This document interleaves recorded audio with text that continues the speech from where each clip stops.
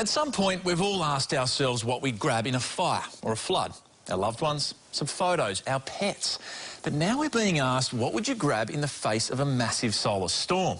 It's an interesting question, isn't it?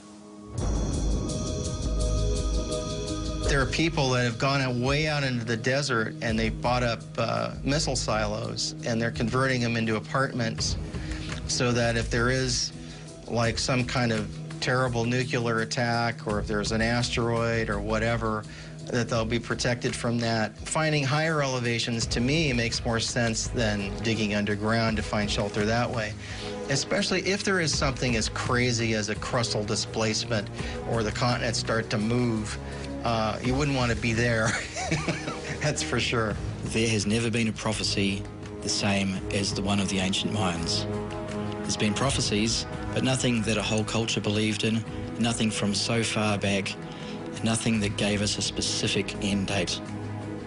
That alone is of concern, and I implore people to prepare for it just in case something bad happens. The message from the skeptics is quite different. Be scared that we are in retreat from reason, where so many people can so passionately believe in an end of the world that is coming through climate change or through a 2012 prophecy without any ability to explain what is the evidence that's informing that sick belief.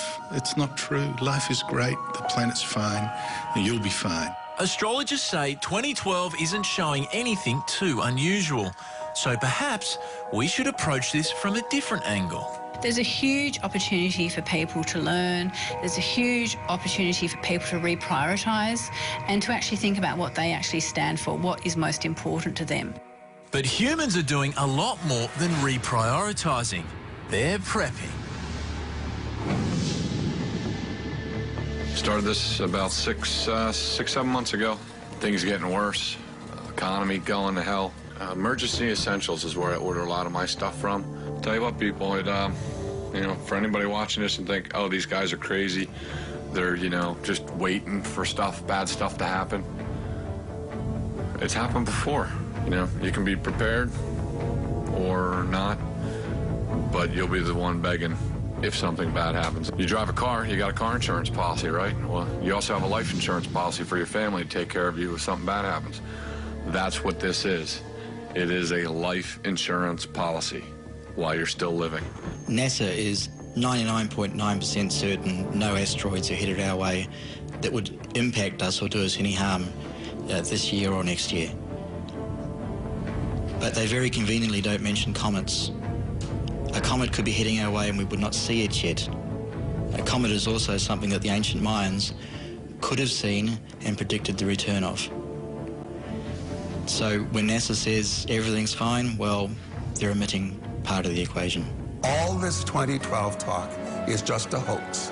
It's a fake. It's nothing you should worry about. I get questions from many people who are really scared, even some young people who have said they're contemplating suicide, this sort of thing. It's really sad. And the point of my talking to you now is just to explain to you that there is no problem there. And that the many things you see on the internet and YouTube where people claim that there is some horrible threat about to descend on us are not true. Don't worry about 2012 and enjoy 2013 when it comes. Well, what I hope happens, if there is destruction, that it's for our benefit and the Earth's benefit, that it cleanses the Earth and gets it ready for the next age, which will be just something incredible. I don't know why they think the 21st of December 2012 is significant, when actually 2013 we'll see some very significant breakthroughs in space. By 2015 we'll have a spacecraft flying by Pluto.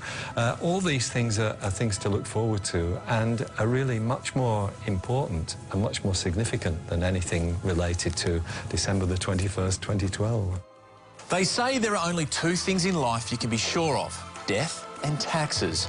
No one can be absolutely certain what the future holds, and maybe in some way that's a good thing.